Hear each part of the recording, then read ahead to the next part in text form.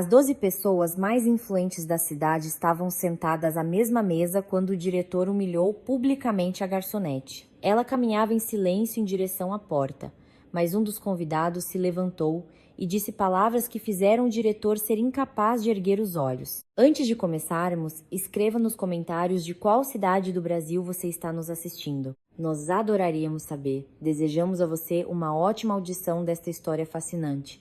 Mariana acordou 1 minuto antes do despertador. Era sempre assim. Seu corpo sabia a hora e arrancava do sono antes que o celular tocasse. Ela ficou deitada por alguns segundos, olhando para o teto da kitnet alugada, onde uma fina rachadura se estendia sobre sua cabeça, parecendo o leito de um rio seco. Toda manhã, Mariana via aquela rachadura e toda manhã pensava que precisava avisar a proprietária. E toda manhã esquecia. Havia coisas mais urgentes. O despertador finalmente tocou. Mariana o desligou. Sentou-se na cama e tateou o chão com os pés em busca das sandálias. O piso frio do apartamento era gelado até no verão, e agora em outubro mais ainda. Ela foi até a cozinha, colocou a chaleira no fogo e abriu a geladeira. Manteiga, meio pacote de queijo mussarela, 3 ovos, um pouco de leite. O café da manhã seria um pão com ovo e queijo. O almoço seria no restaurante, se tivesse sorte de conseguir comer algo entre os turnos. Enquanto a água fervia, Mariana ficou na janela, olhando o pátio. O prédio de 5 andares em frente, o parquinho infantil com o escorregador descascado, 3 ipês que na primavera cobriam tudo com suas flores amarelas. Seu Zé, o zelador, já varria o asfalto com sua vassoura. Ele começava às 6 da manhã e terminava por volta das 8, porque depois precisava ir para seu segundo emprego como segurança em um shopping center. Mariana o entendia. Ela também vivia em um ritmo onde um emprego não era suficiente, mas as forças para um segundo já não existiam. Há 5 anos, tudo era diferente. Mariana havia se formado em economia, diploma com louvor, uma vaga em uma grande firma de auditoria, os primeiros meses de trabalho, o cheiro de escritório novo e a sensação de que a vida estava finalmente começando. E então sua mãe ligou e disse com uma voz estranhamente contida: Mari, filha, me disseram que preciso fazer uns exames.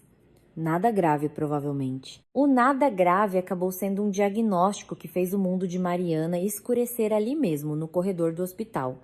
Seguiram-se 1 ano e meio que ela lembrava como um longo túnel sem janelas. Hospitais, filas, cheiro de desinfetante e remédios. Exames intermináveis, consultas, encaminhamentos. A mãe aguentava firme. Ela era do tipo de mulher que se mantém forte até o último momento, para depois chorar baixinho no travesseiro à noite, pensando que a filha não ouvia. Mariana ouvia, todas as noites. O dinheiro acabou rápido. Primeiro foram as economias. Depois Mariana pegou um empréstimo e depois um segundo. Teve que deixar o emprego.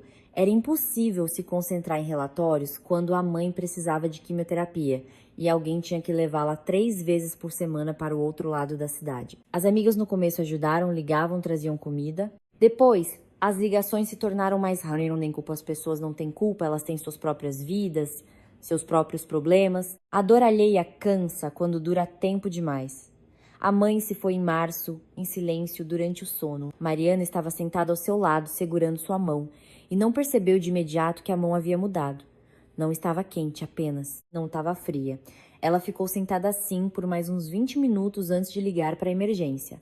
Após o funeral, restou um apartamento vazio, uma dívida de condomínio de 8 meses e 2 empréstimos. O diploma de economista jazia na gaveta debaixo da cômoda, sob uma pilha de fotos da mãe.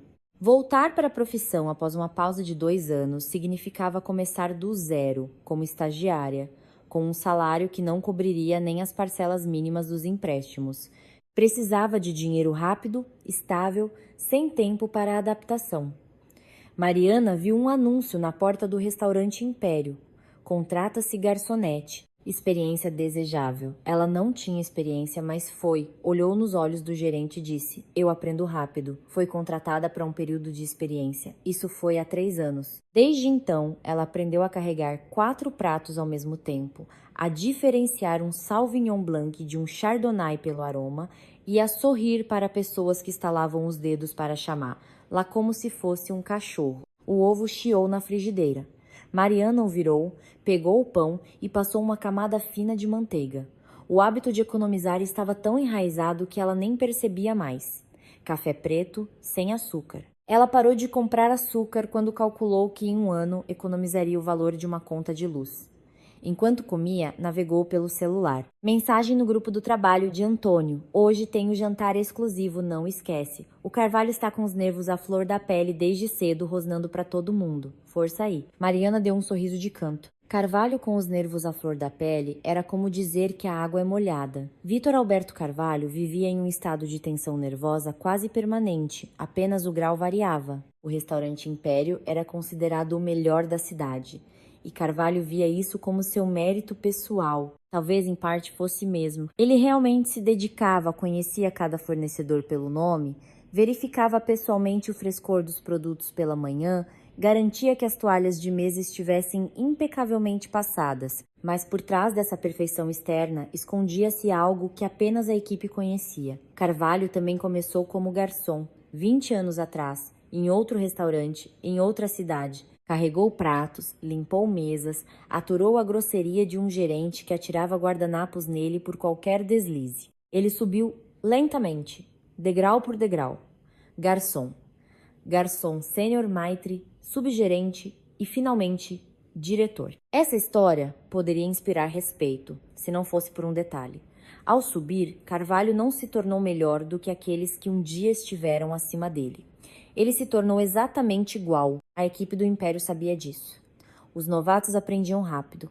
Carvalho não gritava. Ele falava baixo, com uma polidez gélida, mas escolhia as palavras de forma que a pessoa desejasse que um buraco se abrisse no chão. Certa vez, disse a garçonete Júlia na frente de todos, você se move como se estivesse com labirintite.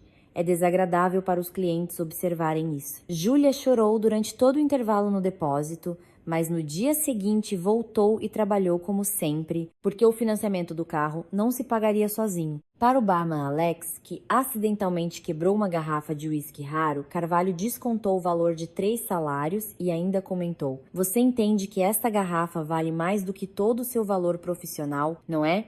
A equipe não pedia demissão porque o Império pagava acima da média do mercado. As gorjetas eram boas, a cozinha fornecia 2 refeições por dia e o nome do restaurante na carteira de trabalho era um diferencial. As pessoas aguentavam Carvalho como se aguenta uma dor de dente, cerrando os dentes e esperando que passasse. Ele não gostou de Mariana desde o primeiro mês. Ela não se encaixava em seu sistema. Todos os outros reagiam aos seus comentários de forma previsível. Alguns empalideciam, outros se apressavam, outros começavam a se desculpar. Mariana não. Ela ouvia, assentia e voltava ao trabalho. Sem mágoa nos olhos, sem medo, sem desejo de agradar. Essa calma tirava Carvalho do sério, porque ele não conseguia encontrar um ponto fraco nela. Uma vez, ele a segurou após o expediente e disse, olhando por cima dos óculos, Mariana, não lhe parece que para uma pessoa com sua formação, trabalhar como garçonete é um tanto abaixo da sua dignidade? Era uma armadilha. Se ela concordasse, ele diria, então por que está aqui? Se ficasse ofendida, significaria que a atingiu, mas Mariana olhou para ele com firmeza e respondeu, Senhor Vitor, a dignidade não é definida pelo cargo. E foi embora. Carvalho ficou no salão vazio com a sensação de ter sido superado, embora não houvesse jogo algum. Desde então, ele implicava com ela por ninharias. Demorou a limpar uma mesa, uma observação, cumprimentou um cliente em voz muito baixa, uma observação, unhas meio milímetro mais compridas que o regulamento, uma observação. Mariana aceitava isso com a mesma calma com que aceitava todo o resto em sua vida. Havia muito tempo que aprendera a não gastar energia com que não podia mudar. Os colegas a tratavam com uma simpatia discreta. Antônio, o garçom mais experiente, um rapaz alto com olheiras permanentes, às vezes a cobria quando Mariana se atrasava após o turno fazendo contas. Júlia dividia o almoço com ela quando Mariana esquecia de comer. O barman Alex lhe servia um café forte pela manhã e dizia, aguenta firme, Costa. Tipos como Carvalho não vivem para sempre. Mariana sorria e não respondia. Ela sabia que Carvalho viveria muito. Tipos assim sempre vivem, porque despejam todo o mal para fora em vez de guardá-lo. Faltavam 10 horas para o jantar exclusivo. Mariana terminou o café, lavou sua louça, secou a frigideira e pendurou o pano de prato exatamente no gancho. Vestiu-se, calça escura, blusa branca de gola alta, jaqueta. O uniforme ela vestiria no restaurante. Camisa branca, avental preto, crachá com o nome. Trancou a porta, verificou a fechadura 2 vezes. Um hábito da mãe. Ela sempre puxava a maçaneta 2 vezes. Saiu para o corredor do prédio. O cheiro de batata frita de algum vizinho pairava no ar. A vizinha do terceiro andar, Dona Ivone, estava perto das caixas de correio, pegando seu jornal. Bom dia, Mariana. Indo trabalhar? Indo sim, Dona Ivone. Você devia tirar uma folga, menina. Tão jovem e já anda com essa cara de cansada. Não se preocupe, as folgas virão. Mariana sorriu e saiu para a rua. O ponto de ônibus ficava a 2 minutos de casa. O ar de outubro pela manhã tinha cheiro de folhas molhadas e gasolina. O ônibus chegou em 5 minutos, quase vazio. Ainda era cedo. Mariana sentou-se perto da janela e fechou os olhos. 20 minutos de trajeto para poder cochilar um pouco. Ela chegou ao restaurante às 9. A entrada de serviço era pelos fundos, através de uma pesada porta de ferro que sempre rangia.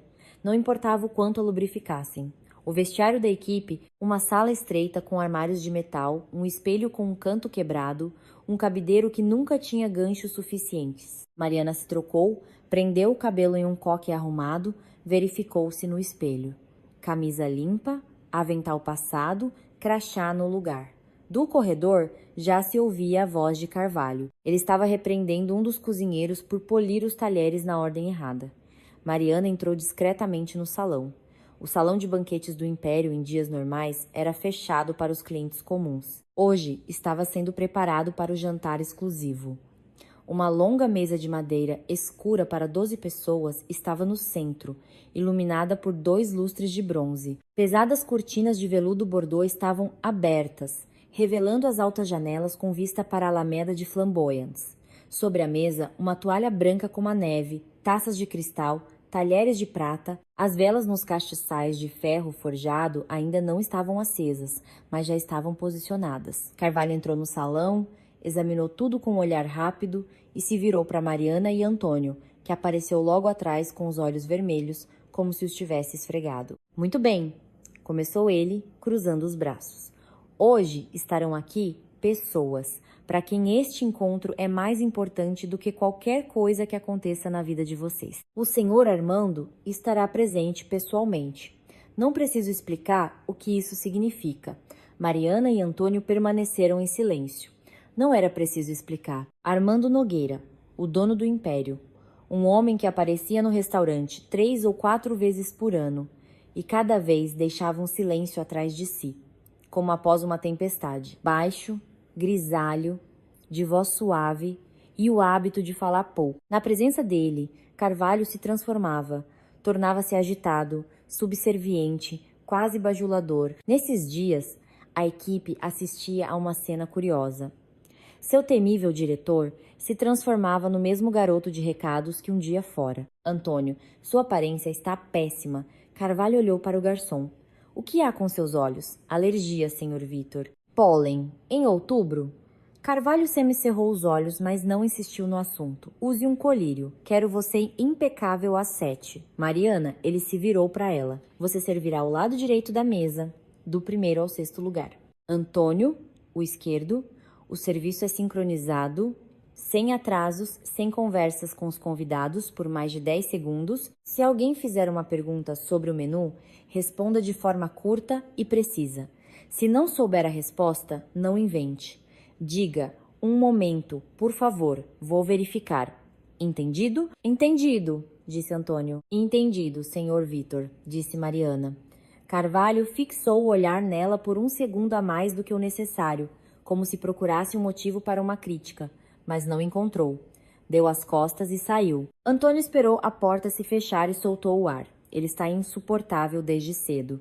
Disse para o Estevão, o ajudante, que ele corta cebola como uma criança.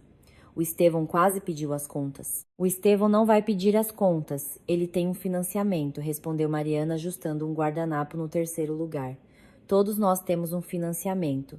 Antônio esfregou os olhos. Sério, não estou me sentindo bem. Minha cabeça está latejando desde manhã. Talvez devesse ter pedido folga. Para o Carvalho, no dia do jantar exclusivo, Antônio deu um sorriso amargo. Seria mais fácil pedir demissão. Mariana não disse nada. Ela alinhava as taças, verificando cada uma contra a luz. Nenhuma mancha, nenhuma marca de dedo. Suas mãos se moviam automaticamente, enquanto seus pensamentos já estavam na noite que viria. 12 convidados, um menu complexo, Carvalho em modo de alerta máximo, Antônio doente e o chefe Geraldo, que andava irritado na última semana porque seu assistente saiu e tudo recaiu sobre seus ombros. Todos os ingredientes para um desastre estavam ali. Mariana sentia isso, não de forma concreta, mas como se sente uma mudança no tempo, uma pressão nas têmporas e uma leve inquietação sem motivo. Ela ajustou a última taça, deu um passo para trás e olhou para a mesa, perfeita como sempre. Faltavam 10 horas de preparação até a noite, e cada uma delas custaria a Mariana nervos que ninguém jamais saberia. Às 19, o salão de banquetes estava transformado. As velas queimavam com uma luz quente e estável, lançando sombras suaves sobre as cortinas bordô. No ar, um aroma sutil, uma mistura das flores frescas arranjadas em vasos baixos entre os castiçais e uma leve nota amadeirada do assoalho, encerado até brilhar pela manhã. Lá fora havia escurecido, e a alameda de Flamboyance se tornou uma corrente de luzes amarelas refletidas no vidro. Mariana estava postada na entrada do salão, ligeiramente de lado, como mandava o protocolo, visível, mas fora do caminho. A camisa branca impecável, o avental amarrado perfeitamente, o cabelo preso de forma que nenhum fio escapasse. Ela se verificou no espelho do corredor de serviço 3 vezes, embora não houvesse nada a verificar. Em 3 anos, aprendera a se arrumar no piloto automático. Antônio estava do outro lado da entrada. Parecia um pouco melhor do que pela manhã. Tinha usado um colírio, tomado 2 comprimidos para dor de cabeça e bebido um café forte que o cozinheiro Estevão preparou. Mas a palidez não desapareceu. E Mariana notou que ele massageava as têmporas de vez em quando pensava que ninguém estava olhando. "Você tem certeza de que está bem?" Ela perguntou baixo. "Eu aguento", ele respondeu, sem olhar. "O importante é não cair em cima da mesa. Se precisar, me dê um sinal." "Eu assumo." Antônio assentiu. E a conversa terminou ali, pois passos foram ouvidos no corredor e a voz abafada de Carvalho. O diretor trazia o primeiro convidado. O primeiro a chegar foi Olavo Bittencourt, um homem robusto e de rosto avermelhado, vestindo um terno caro que parecia um número menor, mas admitir isso era impossível por uma questão de princípio. Dono de uma rede de concessionárias de luxo. Mariana o conhecia. Ele frequentava o Império, sempre pedia o mesmo vinho tinto e deixava exatamente 10% de gorjeta, nem um centavo a mais. "Boa noite, Dr. Olavo." Mariana pegou seu casaco. "Seu lugar é o terceiro à esquerda." "Obrigado, querida." Ele passou por ela sem sequer olhar. Nos 20 minutos seguintes, o salão se encheu. Chegavam sozinhos, em duplas, cumprimentavam-se, apertavam as mãos, davam abraços masculinos, curtos, com um tapa nas costas. Mariana recebia cada um, pegava o casaco, indicava o lugar.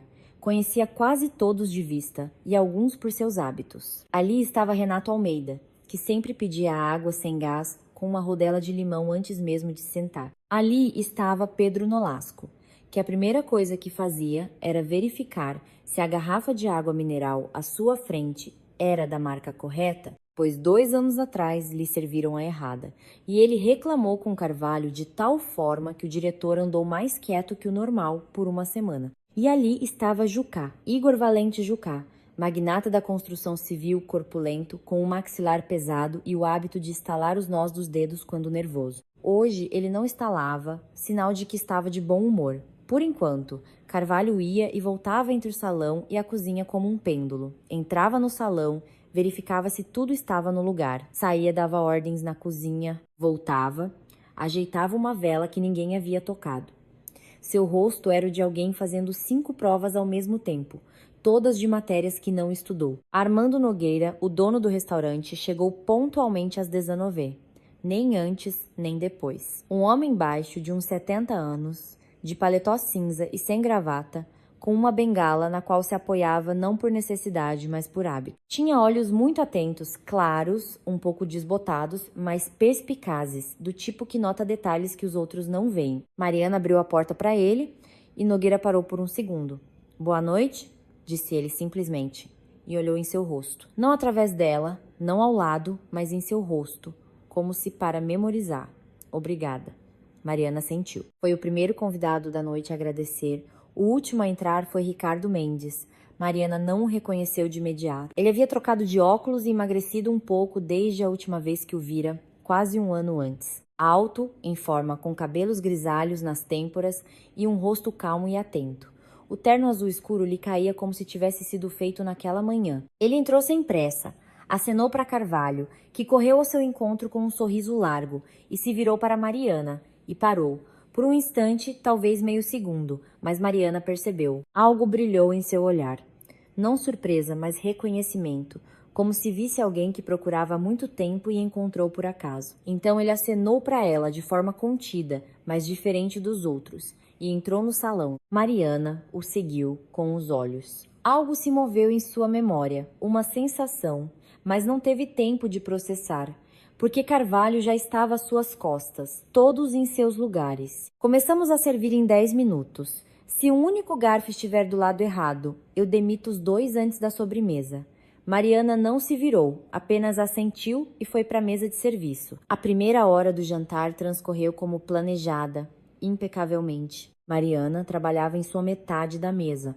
6 convidados, 6 focos de atenção, 6 hábitos e preferências diferentes que ela lembrava sem consultar o bloco de notas. Para Renato Almeida, água sem gás com limão assim que se sentou. Para Bittencourt, o vinho tinto servido a 2 dedos, não mais. Ele mesmo se serviria mais quando quisesse. Para Pedro Nolasco, a água mineral de sua marca favorita e a taça posicionada à direita da principal, não no lugar convencional à esquerda, porque ele era canhoto. Ela se movia pelo salão silenciosamente, como uma sombra. Colocava e retirava os pratos de forma que os convidados só notassem a troca de pratos ao baixar o olhar.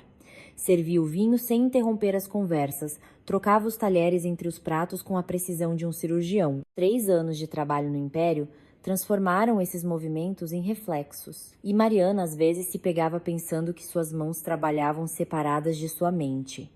O corpo sabia o que fazer, enquanto o cérebro podia pensar em outra coisa. Antônio, em sua metade, estava dando conta, mas Mariana via que estava difícil para ele. Movia-se um pouco mais devagar que o normal, e uma vez, ao levantar uma jarra de água, sua mão tremeu levemente. Nenhum dos convidados notou, mas Mariana notou. E Carvalho notou. Ele estava no canto mais distante do salão, junto à parede, de braços cruzados, observando tudo com a expressão de um general antes da batalha. As entradas foram servidas e retiradas sem um único contratempo. Em seguida, o peixe, robalo assado sobre uma cama de espinafre com molho de vinho branco. Mariana colocou o prato na frente de Mendes, e ele novamente a olhou, de forma breve, mas atenta, como se quisesse dizer algo, mas se conteve. Entre o peixe e o prato principal, havia um intervalo planejado de 20 minutos, tempo para conversas, para trocar de lugar, para charutos para quem ainda fumava. Mariana aproveitou a pausa e desceu para a cozinha. A cozinha do Império, em dias normais, era um lugar barulhento, mas organizado. Hoje, parecia um campo de batalha. Geraldo, o chefe, estava no fogão principal, controlando 4 bocas e o forno ao mesmo tempo. Seu rosto brilhava de suor. O chapéu de cozinheiro estava torto e as mangas de sua dolma arregaçadas até os cotovelos. O ajudante Estevão corria entre a bancada de corte e a pia.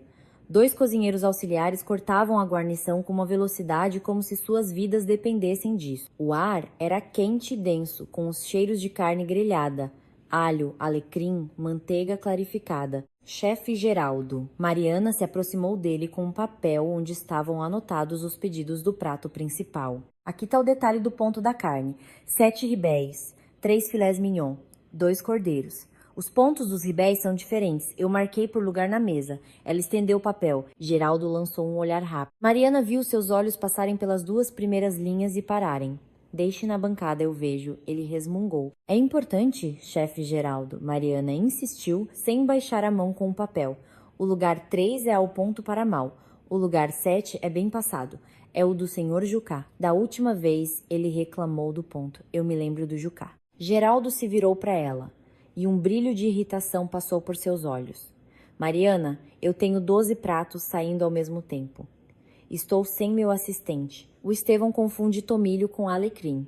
E você vem me falar do ponto da carne? Deixe o papel e vá para o salão. Eu resolvo, eu só quero ter certeza. Você quer ter certeza? Então fique no fogão e grelhe você mesma. Enquanto esta for a minha cozinha, eu decido. Agora, saia. Mariana colocou o papel na ponta da bancada, ao lado de uma tábua onde Estevão cortava aspargos. Ela viu o papel pousar sobre outro, uma nota fiscal de um fornecedor. Não era um lugar seguro. Poderiam movê-lo, cobri-lo, derrubá-lo com a manga. Chefe Geraldo, posso pelo menos? Mariana, ele bateu uma espátula na borda da frigideira. Para o salão do corredor, ouviu-se a voz de Antônio. Um dos convidados pediu um vinho específico, que não estava na seleção servida. Mariana fixou o olhar no papel por mais um segundo, fotografando mentalmente sua localização.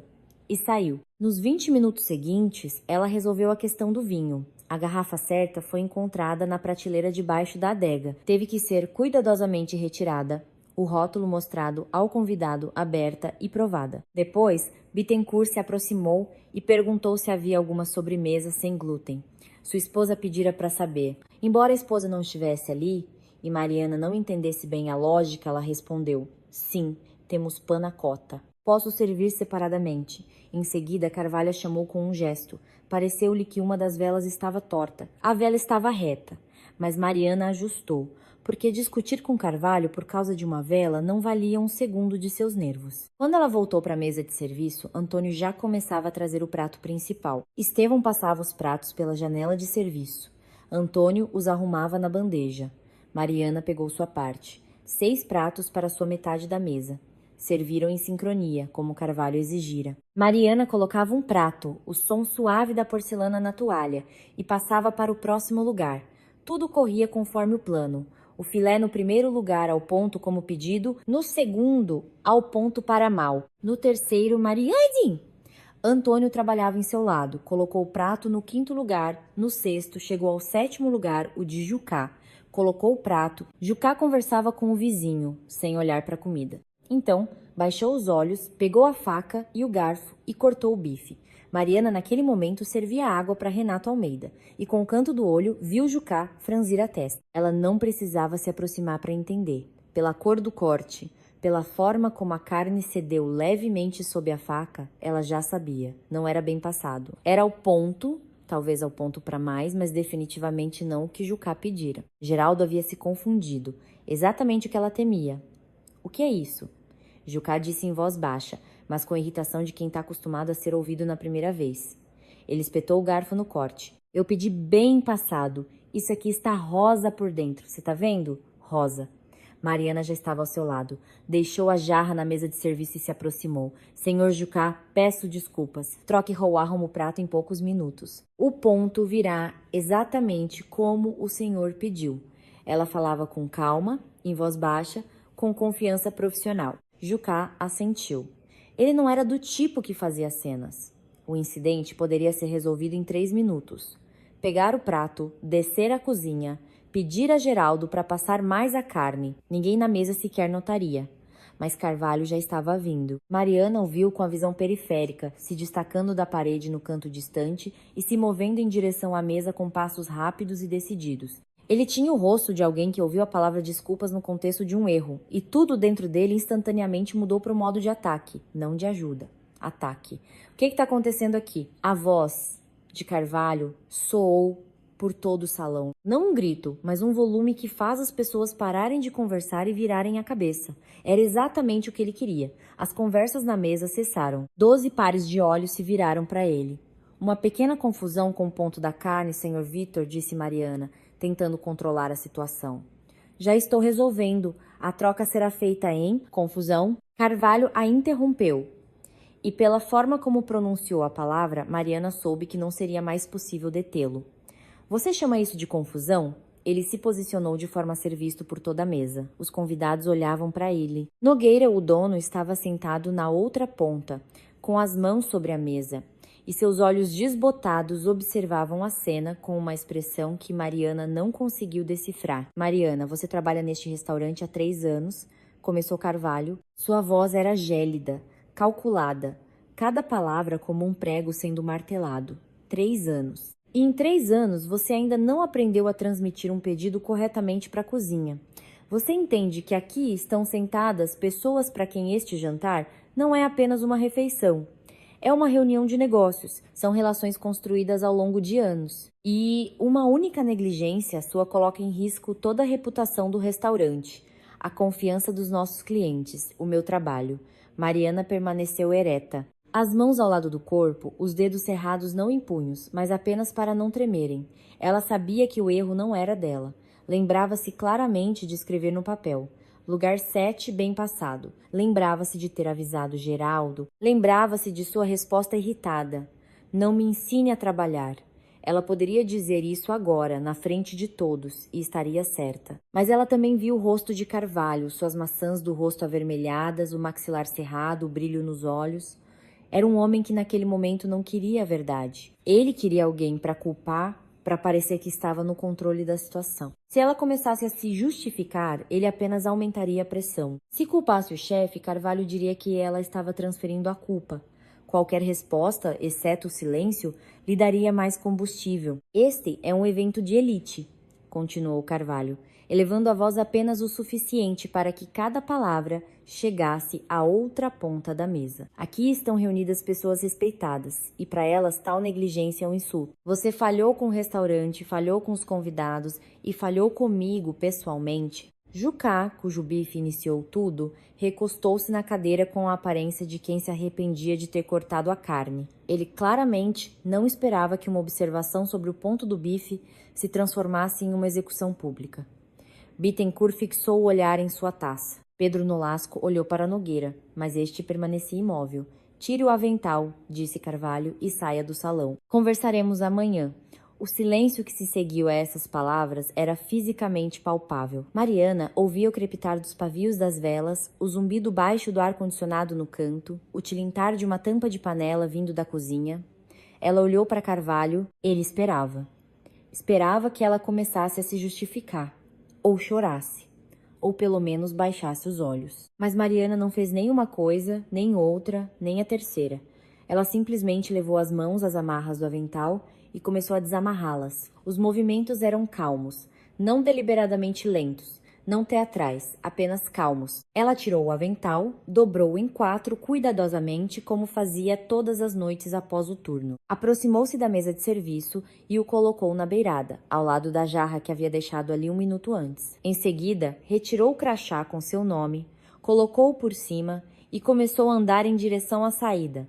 Ela caminhava sem olhar para trás. Costas retas, passo firme, os saltos batendo suavemente no assoalho. As 12 pessoas na mesa a observavam, e algumas trocaram aquele olhar rápido, quase imperceptível, que as pessoas trocam quando vem algo injusto, mas não têm certeza se devem intervir. Mariana estava a 3 passos da porta do salão de banquetes.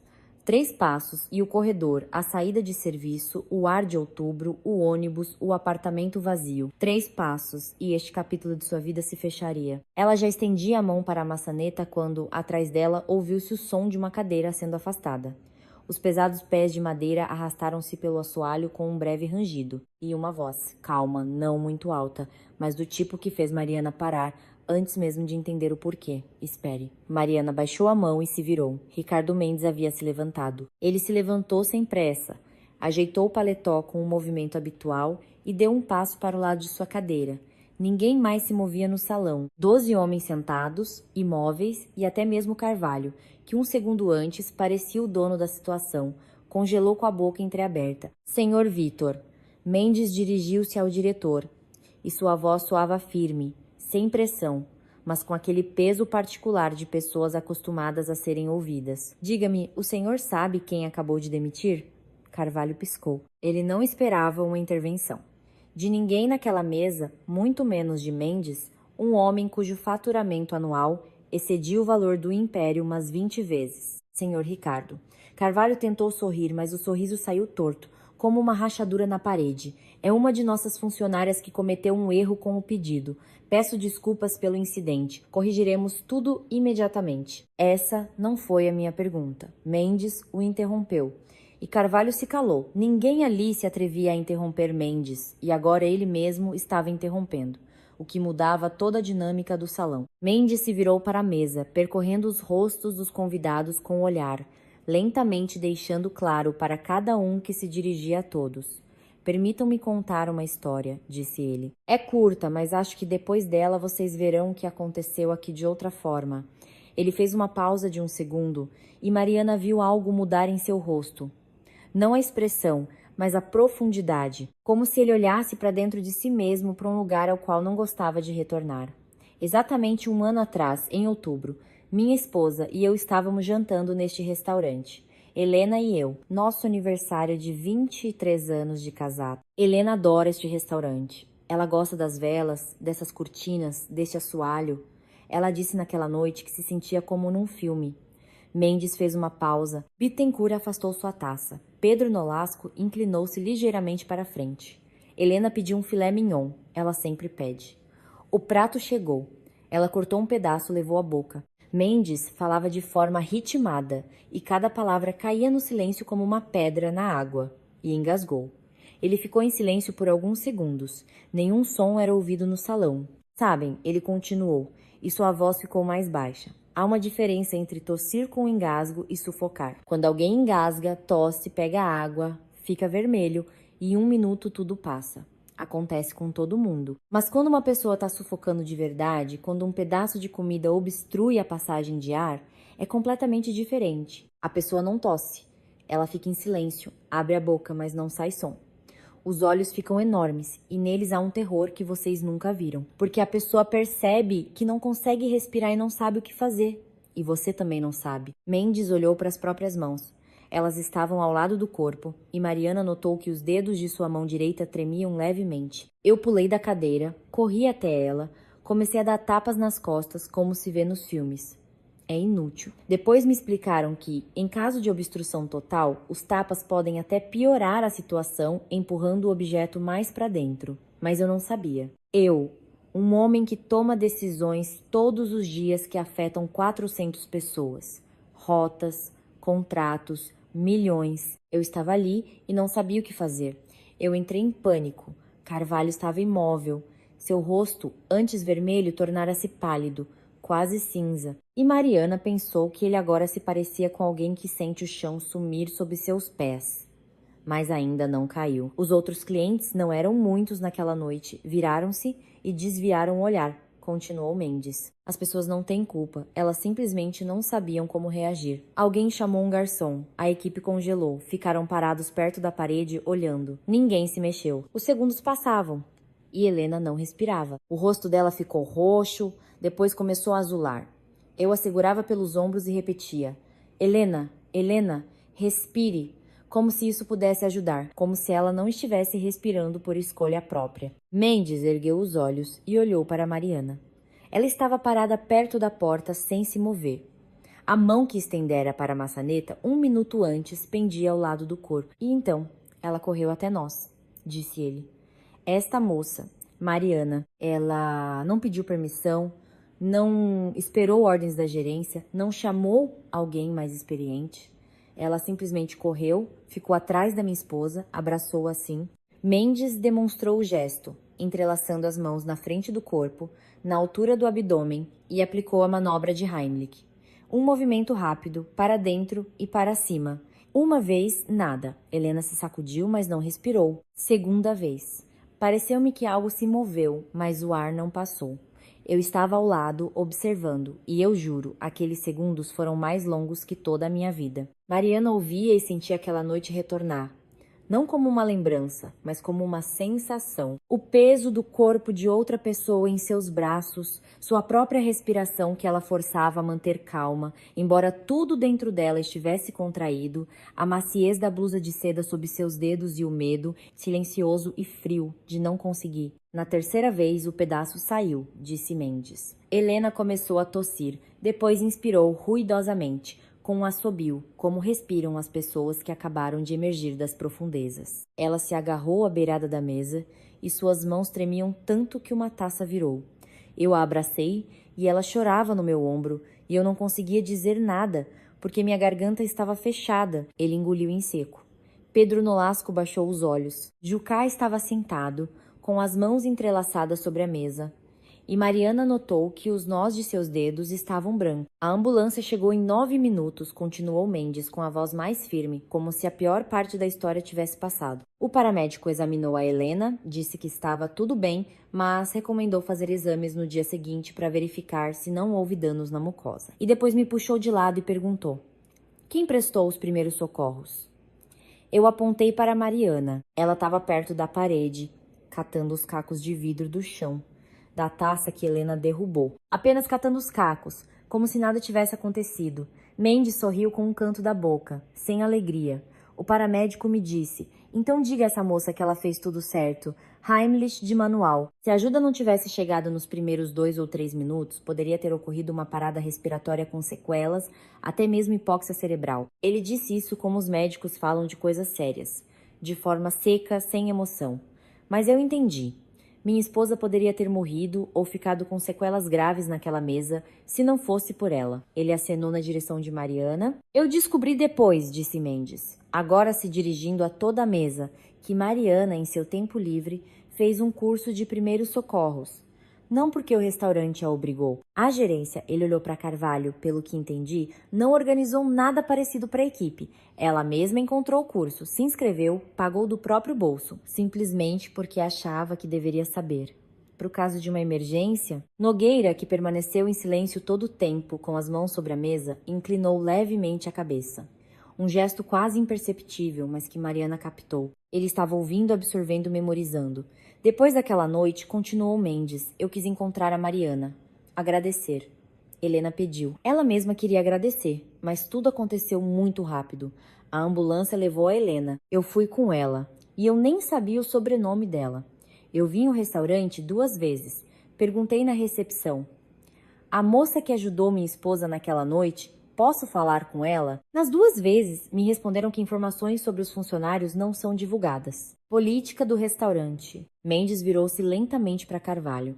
Ele estava de cabeça baixa, e Mariana viu seu pomo de Adão subir e descer, como se ele mesmo estivesse com algo entalado na garganta. Não me deixaram falar com ela, repetiu Mendes, em voz baixa. E hoje eu venho a um jantar e vejo o senhor a demitindo na frente de 12 pessoas. Por um erro que, se bem entendi, foi da cozinha, não dela, porque o ponto da carne é controlado pelo chefe, não pela garçonete. Ou estou enganado? A pergunta ficou no ar. Carvalho abriu a boca, fechou, abriu de novo, e naquele segundo havia algo quase patético nele, como um peixe jogado na areia. Senhor Ricardo, ele finalmente conseguiu dizer a situação. Eu estava controlando o processo. E, Senhor Vítor, Jucá levantou a mão. E Carvalho se calou, como se tivessem desligado seu som. Jucá falou calmamente, mas seu maxilar pesado se movia como o de alguém que mal contém a irritação. Eu também quero dizer uma coisa. Foi o meu bife que causou todo este espetáculo. Pois bem, eu não pedi para fazerem uma cena. Eu só precisava que trocassem o prato. A moça reagiu instantaneamente, pediu desculpas, ofereceu a troca. Eu fiquei satisfeito. Fim de história. Para que toda essa encenação, ele gesticulou, abrangendo o salão, as velas, o silêncio, os 12 pares de olhos, Mariana paralisada perto da porta. Carvalho estava sozinho no meio do salão. 5 minutos antes, ele se sentia o dono do lugar, no centro, falando alto, no controle. Agora o controle havia escorrido como água de um copo rachado, e ele ficou de mãos vazias, sob o olhar de pessoas para as quais tanto queria parecer impecável. O paletó que ele mesmo passara pela manhã agora parecia não lhe pertencer. E Mariana notou como ele ajeitava o punho da camisa, um gesto nervoso e sem sentido. Mendes virou-se para ela. Mariana, disse ele, e havia algo novo em sua voz, não formal, mas quente, pessoal. Há muito tempo eu queria encontrá-la. Hoje parece que o destino quis assim. Ele deu um passo em sua direção. Eu dirijo a Mendes Log. 400 funcionários, logística, transportes, contratos por toda a região. Eu preciso, todos os dias, de pessoas que não se perdem quando as coisas saem do planejado, não aquelas que procuram culpados. Ele lançou um olhar rápido na direção de Carvalho, mas aquelas que resolvem problemas. Rápido, com calma e corretamente. Em 3 minutos, porque às vezes 3 minutos é tudo que se tem. Ele fez uma pausa. Se lhe interessar, estou lhe oferecendo o cargo de assistente executiva na minha empresa, com treinamento completo, um salário decente e perspectiva de crescimento. Meu número estará com você amanhã de manhã. No salão, o silêncio era tão denso que chegava a doer os ouvidos. Mariana olhava para Mendes. Sentia os olhares de todos os 12 homens sobre ela. Sentia o olhar pesado e opressivo de Carvalho do seu canto. Sentia a frieza da maçaneta que estava a 1 centímetro de seus dedos 1 minuto antes. Os pensamentos se agitavam, não de forma caótica, mas como a agulha de uma bússola que oscila antes de encontrar o norte. Ela se lembrou da manhã. O piso frio, o pão com ovo na frigideira, a rachadura no teto. Lembrou-se da mãe que dizia: Mari, não deixe que te quebrem. Dobrar pode ser, quebrar nunca. Lembrou-se dos 3 anos de aventais, bandejas, gorjetas, 3 anos em pé por 12 horas, 3 anos de paciência silenciosa. Obrigada, senhor Ricardo, disse ela. A voz estava firme, sem tremor, sem alegria forçada. Eu aceito sua proposta. Ela não sorriu, não chorou, não começou a dizer o quão difícil tinha sido, o quanto sonhara com uma chance assim, o quão grata estava ao destino. Simplesmente assentiu, de forma breve e contida. O tipo de aceno de quem está acostumado a se controlar, não por indiferença, mas porque é a única forma de se manter de pé. Então ela se virou para Carvalho. A mesa inteira esperava, alguns com leve prazer sádico, outros com curiosidade, outros com um respeito que nasce quando se vê alguém que se recusou a ser quebrado. Mariana olhou para o diretor. Ele estava encostado na parede, e seu rosto era o de alguém que de repente se viu de fora e se horrorizou. Não de vergonha. Carvalho dificilmente seria capaz de sentir vergonha em seu sentido pleno, mas de compreensão de que fora decifrado, exposto, colocado sob a luz, e a sombra que o protegera por 20 anos de repente se dissipou. Senhor Vitor, disse Mariana, na sexta-feira minha carta de demissão estará em sua mesa. Obrigada pela experiência. Ela não acrescentou mais nada, não o alfinetou, não acusou, não jogou em seu rosto tudo que poderia ter jogado. Apenas se virou, abriu a porta e saiu do salão de banquetes. A porta se fechou atrás dela suavemente, quase sem som. O corredor estava fresco e cheirava a pão recém-assado vindo da cozinha. Mariana passou pelo vestiário, pelo espelho com o canto quebrado, pelos armários de metal. Parou em frente ao seu, abriu, pegou a jaqueta. As mãos não tremiam. Fechou o zíper, fechou o armário e saiu pela porta de serviço, aquela mesma porta rangente que, por mais que lubrificassem, sempre rangia.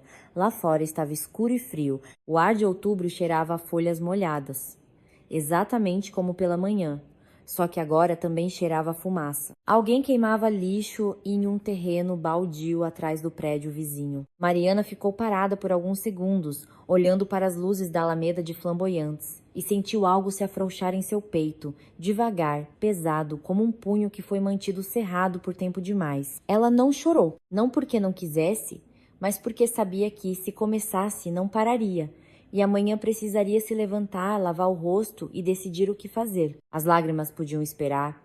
Ela pegou o celular e chamou um carro por aplicativo. Os ônibus já não passavam com frequência.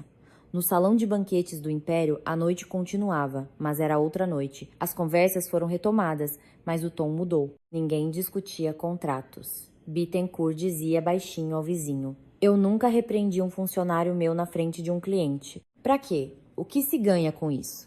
Jucá comia em silêncio o novo bife, que um pálido Antônio lhe trouxera, no ponto correto. Mas o sabor, Jucá parecia não sentir mais. Nogueira estava sentado na ponta da mesa, girando lentamente sua taça de água, sem dar um gole. No final do jantar, quando os convidados começaram a se despedir, Nogueira se levantou e disse em voz baixa a Carvalho: Vitor, fique um momento. Carvalho se aproximou. Estavam os dois sozinhos perto da janela, no salão semivazio onde os garçons já começavam a limpar a mesa.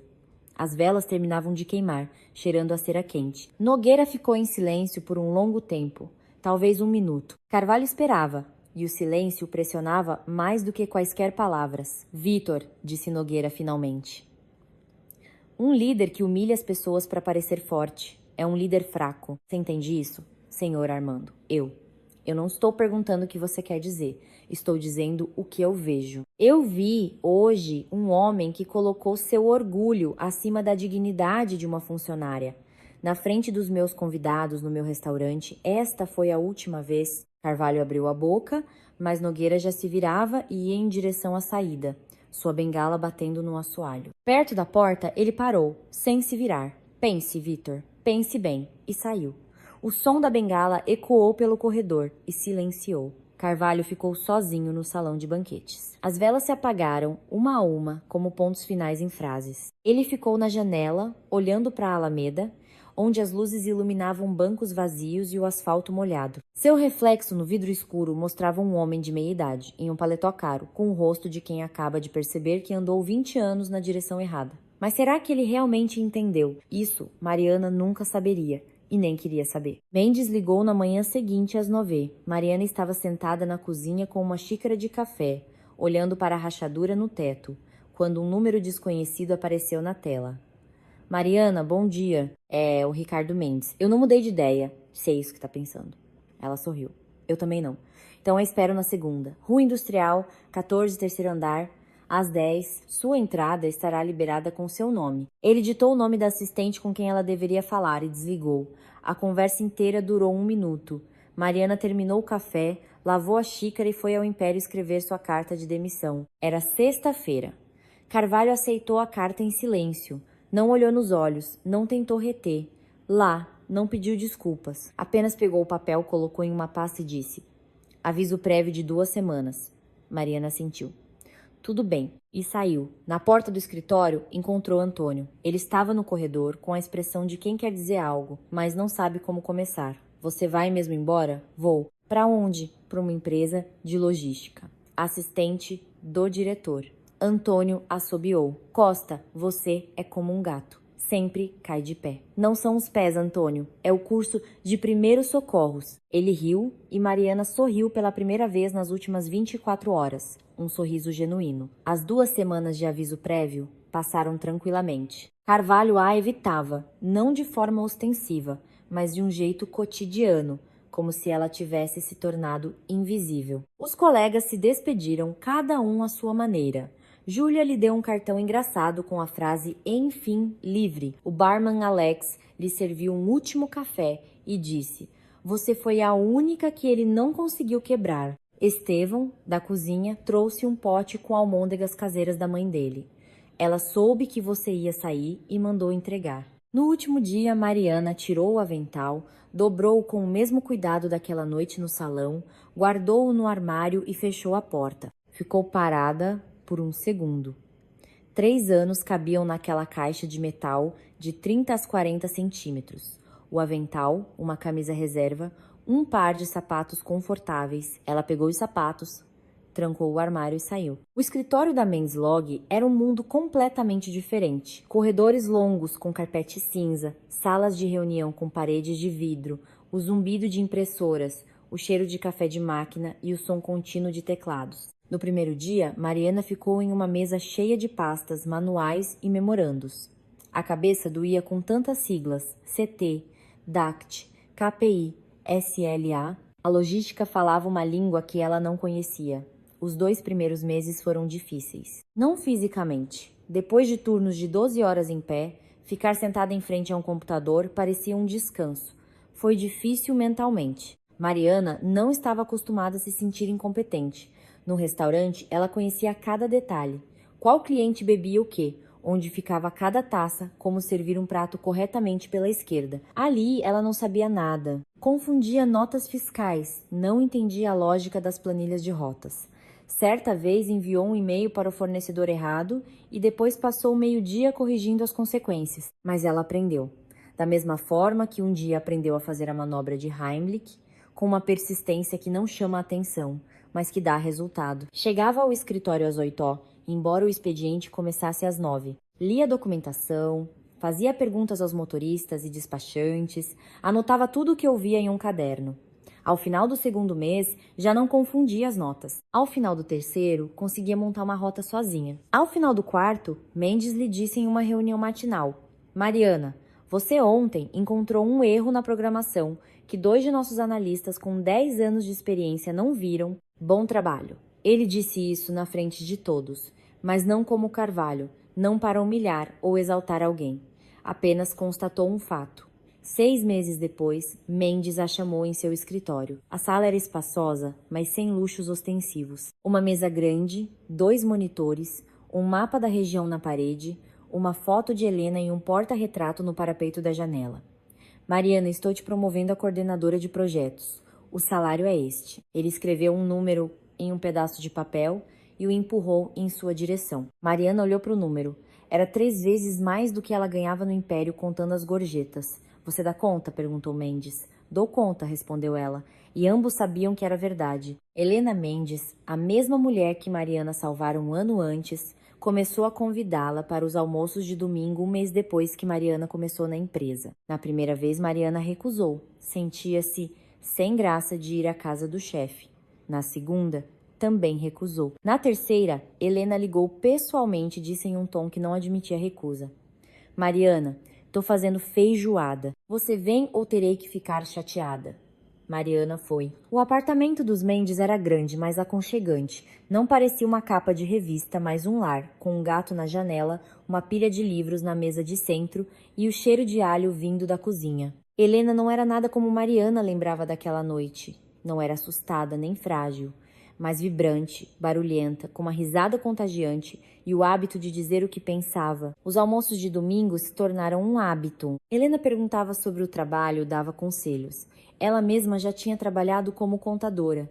Colocava mais comida no prato de Mariana sem perguntar. Ricardo, na mesa de casa, era completamente diferente.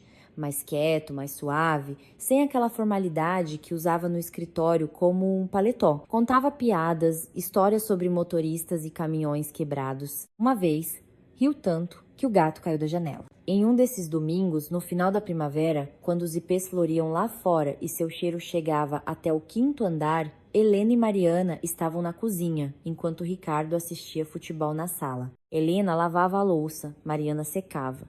Mariana, disse Helena, passando-lhe um prato. Faz tempo que quero perguntar. Naquele dia no restaurante, quando o diretor gritou com você e te demitiu, por que você não se defendeu? Você sabia que o erro não era seu. Mariana secou o prato, colocou-o no escorredor. Sabia, disse ela. Então por quê? Mariana ficou em silêncio por um momento. Na sala, os torcedores na TV gritaram. O gato pulou na mesa e Helena distraidamente o espantou, sem desviar o olhar de Mariana. Porque a verdade não vai a lugar nenhum, disse Mariana. Ela não estraga, não perde a validade. Cedo ou tarde, ela aparece. Já a dignidade, você a perde uma vez só. Uma vez que você começa a se justificar para alguém que não quer ouvir, pronto, você já está no território dele, jogando pelas regras dele. Eu não queria jogar pelas regras dele. Helena ficou em silêncio por um longo tempo. Depois secou as mãos em um pano de prato e abraçou Mariana. Um abraço curto, forte e maternal. Você é uma garota esperta, Costa, disse ela. Quer mais feijoada? 1 ano depois daquele jantar exclusivo, o restaurante Império trocou de diretor. Carvalho saiu oficialmente por vontade própria. Extraoficialmente, Nogueira lhe deu um tempo para pensar. E Carvalho, aparentemente, não pensou bem o suficiente. A nova gerente era uma mulher, Natália, ex-administradora de outro estabelecimento de Nogueira. Sua primeira medida foi instituir 2 regras. Quaisquer reclamações sobre a equipe seriam discutidas apenas em seu escritório, e uma vez por semestre toda a equipe passaria por um curso de primeiros socorros pago pelo restaurante. Mariana soube disso por acaso. Júlia lhe mandou uma mensagem. Costa, temos uma diretora nova. Gente boa, acredita? E vão mandar a gente fazer curso de primeiros socorros. Dizem que a ideia foi do Nogueira. De onde será que veio essa ideia, hein? Mariana leu a mensagem, sentada em sua mesa de trabalho, sorriu, respondeu com um emoji e guardou o celular. No monitor, um projeto a esperava, com prazo para segunda-feira. Mariana ajeitou os óculos, que começara a usar há 6 meses por causa do longo tempo no computador, abriu a planilha de rotas e voltou ao trabalho. Pela janela do escritório, uma garoa de outono caía, e as gotas escorriam pelo vidro em finos caminhos, como o leito de pequenos rios. parecido com a rachadura no teto de seu antigo apartamento. Só que agora ela morava em outro, com um teto normal, sem rachaduras e sem dívidas. A xícara de café estava à direita do teclado, preto, sem açúcar. Esse hábito Mariana nunca mudou. Certos hábitos não precisam ser mudados. Eles nos lembram de onde viemos e nos ajudam a não esquecer quem somos, mesmo quando tudo ao redor se torna diferente. Obrigado por ouvir esta história. Perdoe-nos por quaisquer erros. Escreva nos comentários o que você achou. Se gostou, inscreva-se no canal. Inscreva-se no canal. Inscreva-se no canal.